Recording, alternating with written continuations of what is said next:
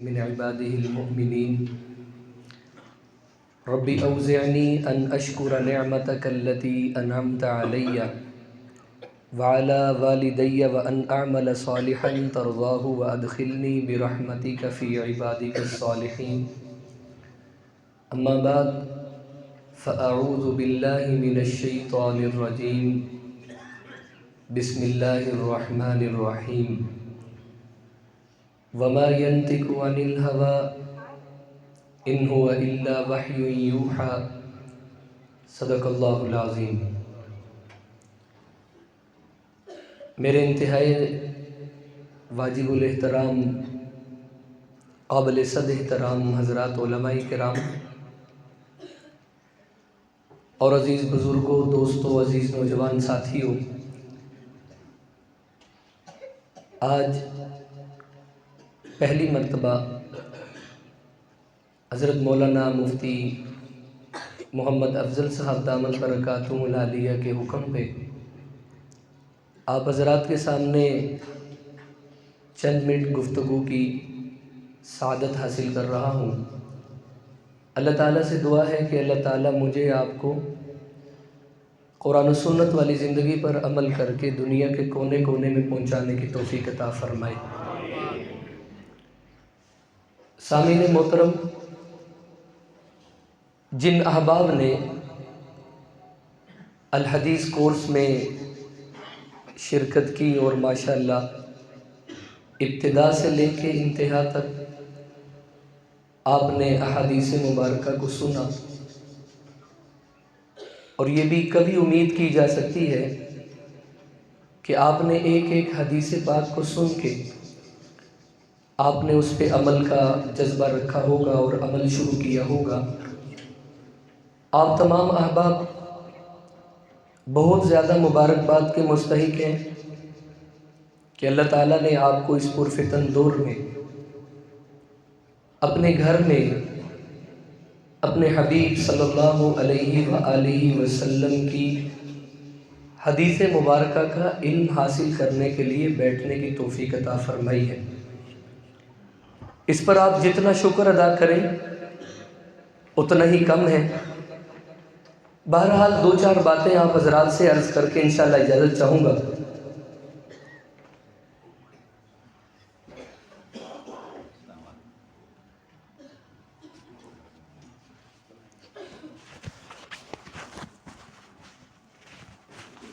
اللہ کے نبی صلی اللہ علیہ وآلہ وسلم اس وقت تک کوئی عمل نہیں کرتے، اس وقت تک کوئی کام نہیں کرتے جب تک اللہ تعالیٰ آپ کو حکم نہ فرمائے. وما ينطق عن الهوى ان هو الا وحی یوحى. اللہ کا حکم اترتا ہے پھر ہی آپ کوئی کام کرتے ہیں. اللہ کا حکم اترتا ہے پھر ہی آپ گفتگو فرماتے ہیں. ابو ہریرہ رضی اللہ تعالیٰ عنہ آپ کے سارے فرامین کو لکھ لیا کرتے تھے. بعض صحابہ کرام آپ سے عرض کرنے لگے کہ آپ ہر بات کو لکھا نہ کریں.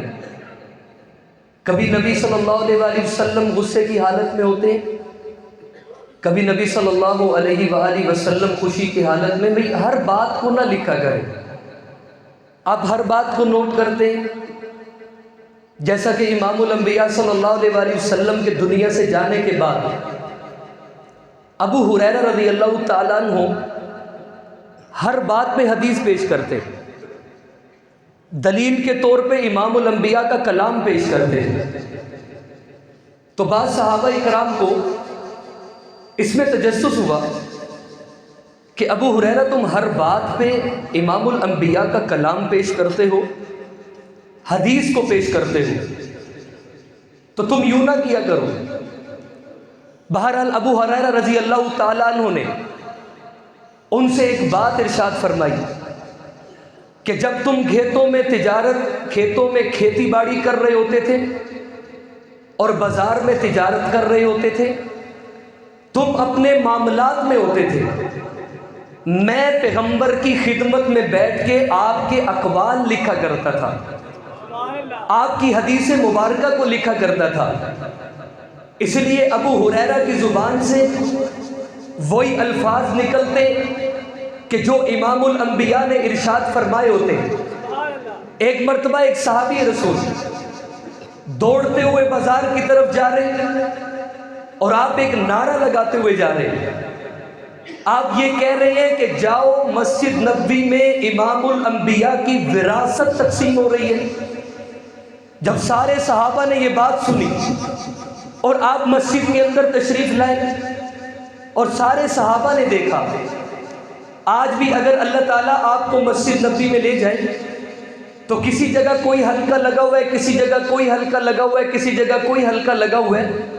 اور حدیث پاک کی تعلیم دی جا رہی ہے۔ تو یوں ہی حدیث پاک کی تعلیم دی جا رہی تھی تو صحابہ نے آ کے دیکھا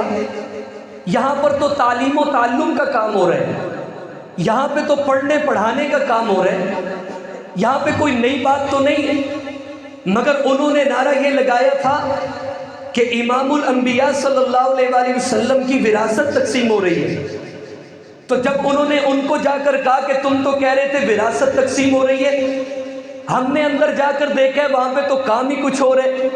تو صحابی رسول صلی اللہ علیہ وآلہ وسلم نے فرمایا کہ تمہیں معلوم نہیں ہے کہ انبیاء کا علم ہی انبیاء کی وراثت ہوا کرتی ہے۔ آج آپ کو مبارکباد ہے کہ آپ یہاں پر تشریف لائے اور آپ نے امام الانبیاء صلی اللہ علیہ وآلہ وسلم کی حدیث مبارکہ کو اپنی کاپیوں کے اندر نوٹ کیا، اپنے ذہنوں کے اندر محفوظ کیا۔ کیا آپ اس نقشے کو جانتے نہیں ہیں کہ جب پہلے پہلے حدیث پڑھائی جاتی تھی، پہلے پہلے تعلیم دی جاتی تھی، پہلے پہلے علم دیا جاتا تھا، تو پہلے پڑھنے والے کون تھے؟ وہی صحابہ کرام تھے کہ جو صفہ کے چبوترے پر بیٹھ کے امام الانبیاء صلی اللہ علیہ وآلہ وسلم کے پاس سے علم حاصل کیا کرتے تھے، پھر دنیا کے کونے کونے میں پھیل گئے، پھر بات یہاں تک رکی نہیں، 10,000 یا کم و بیش اس سے زیادہ صحابہ کرام کی قبریں عرب کے اندر، باقی کسی کی فرانس کے اندر، کسی صحابی رسول کی برطانیہ کے اندر، کسی صحابی رسول کی سندھ کے اندر، کسی صحابی رسول کی کابل کے اندر، کسی صحابی رسول کی فلاں ملک میں، کسی صحابی رسول کی ریگستانوں کے اندر، جنگلات کے اندر، بیابانوں کے اندر۔ تو یہ کیا لے کر آئے تھے؟ یہ وہی علم تو لے کر آئے تھے۔ اگر آج کسی بخاری پڑھنے والے سے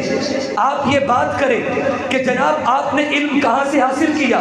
وہ کہتا ہے کہ میں نے اپنے استاد سے، ان کے استاد سے پوچھا جائے آپ نے علم کہاں سے حاصل کیا، وہ کہتے ہیں میں نے اپنے استاد سے، ان سے پوچھا جائے تم نے علم کہاں سے حاصل کیا، وہ کہتے ہیں میں نے اپنے استاد سے۔ یہ چلتا چلتا سلسلہ تابعین تبع تابعین تک جاتا ہے، پھر آگے یہ سلسلہ صحابہ کرام تک پہنچتا ہے، صحابی رسول سے ہوتا ہوا امام الانبیاء تک جاتا ہے۔ تو گویا کہ پتہ چلا یہ ایک نور کی کرن چلتی ہوئی سینہ بسینہ چلتے چلتے آج یہ سرگودا کے اس چھوٹے سے قصبے کے اندر، آج اس مسجد کے اندر یہ نور پھیل چکا ہے، اور الحدیث کورس کے نام پر اللہ رب العزت نے آپ تک یہ علم پہنچا دیا۔ اب یہ علم پھیلتا پھیلتا بلغوا انی ولو آیا، صحابہ کرام سے پاک پیغمبر نے ارشاد فرمایا کہ پھیلاتے چلے جاؤ اس دین کو، پھیلاتے چلے جاؤ، ایک آیت کو پھیلاتے چلے جاؤ، میرے اقوال کو پھیلاتے چلے جاؤ، میرے افعال کو پھیلاتے چلے جاؤ، میری سنتوں کو پھیلاتے چلے جاؤ، میرے انداز کو پھیلاتے چلے جاؤ، میری تربیت کو پھیلاتے چلے جاؤ، میرے طور طریقے کو پھیلاتے چلے جاؤ، میری سیرت کو پھیلاتے چلے جاؤ، میرے طور طریقے کو پھیلاتے چلے جاؤ، میرے اٹھنے کو پھیلاتے چلے جاؤ، میرے بیٹھنے کو پھیلاتے چلے جاؤ، میرے سونے جاگنے کو پھیلاتے چلے جاؤ، میرے چلنے کو بتائیے تو صحیح، پاک پیغمبر کے چلنے پھرنے سے لے کر پاک پیغمبر کے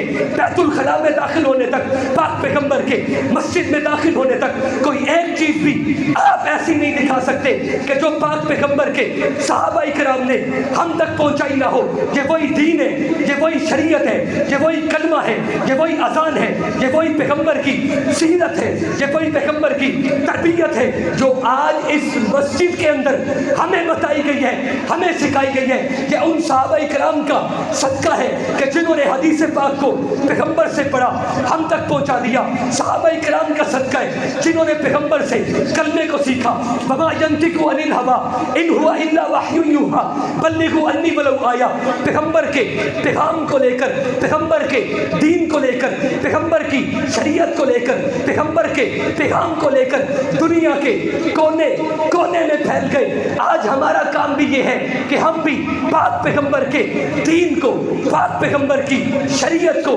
پاک پیغمبر کی حدیث مبارکہ کو، پاک پیغمبر کے اقوال کو، پاک پیغمبر کے اعمال کو، پاک پیغمبر کے اقوال کو پوری دنیا تک پھیلاتے چلے جائیں انشاءاللہ العزیز۔ جب تک یہ مدرسوں کی محنت جاری رہے گی، اللہ کے فضل سے کوئی بھی بڑے سے بڑا کافر مدرسوں کو ختم کرنے کی کوشش کرے، کوئی بڑے سے بڑا باطل فرقہ اس دین کو مٹانا چاہے، کوئی بھی بڑے سے بڑا باطل فرقہ قرآن کی تعلیم کو مٹانا چاہے، نہیں مٹا سکتا۔ آپ اس تاریخ کو بھی جانتے ہیں، ایک انار کے درخت کے نیچے بیٹھے ہوئے ایک ہی تھے، پڑھنے والا بھی ایک ہی تھا، پڑھانے والا بھی ایک ہی تھا، دین ختم نہیں ہوا۔ انگریز نے بڑی کوشش کی مٹاتا چلا جاؤں، انگریز نے بڑی کوشش کی حدیث کو دریاؤں میں ڈال دوں، انگریز نے بڑی کوشش کی قرآن کے نسخوں کو دریاؤں میں ڈال دوں، مگر پاک پیغمبر کے دین کو رب نے غالب کرنا ہے۔ هو الذی ارسل رسولہ بالہدی ودین الحق لیظہرہ علی الدین کلہ وکفی باللہ شہیدا۔ پڑھیے تو صحیح، صحابہ کرام نے دین کے جو مصداق بنے ہیں، هو الذی ارسل، سارے دینوں کے اوپر، سارے ادیان باطلہ کے اوپر دین کو، پیغمبر کی شریعت کو، پیغمبر کے کلام کو غالب کر دیا، اور انشاءاللہ ہم بھی محنت کرتے چلے جائیں گے اور دین اسلام کو غالب کرتے چلے جائیں گے، ادیان باطلہ کا مقابلہ کرتے چلے جائیں گے، حدیث کے منکروں کا مقابلہ کرتے چلے جائیں گے، قرآن کے منکروں کا مقابلہ کرتے چلے جائیں گے۔ اگر آپ کا یہی جذبہ ہے، میرا بھی یہی جذبہ ہے، علماء کا بھی یہی جذبہ ہے، قراء کا بھی یہی جذبہ ہے، مفتیان کا بھی یہی جذبہ ہے، سرپرستوں کا بھی یہی جذبہ ہے، کالج والوں کا بھی یہی جذبہ ہے، یونیورسٹی والوں کا بھی یہی جذبہ ہے، تو پھر آخر میں اتنا ہی کہوں گا، اٹھ شیر مجاہد ہوش نہا، تعمیر خلافت پیدا کر، کیوں فرقے فرقے ہوتا ہے، اب ایک جماعت کو پیدا کر، کر تو بھی ترقی دنیا میں، اسباب تجارت پیدا کر، قارون کی دولت ٹھکرا دے، عثمان کی دولت پیدا کر، اسلام کے دم تو بڑھتا ہے، کفر سے پھر کیوں ڈرتا ہے، جا تو اسلام کا نام نہ لے، کیا شوقے شہادت پیدا کر، دل سے یہ کہہ کر آ، گھبرائے نہ، حالات بدلنے والے ہیں، جو کانٹے بن کر آئے تھے وہ لمحے ٹلنے والے ہیں، ہمت نہیں طوفانوں میں جذبوں کو ہمارے چھین سکے، جتنا ہم سے الجھو گے ہم اور مچلنے والے۔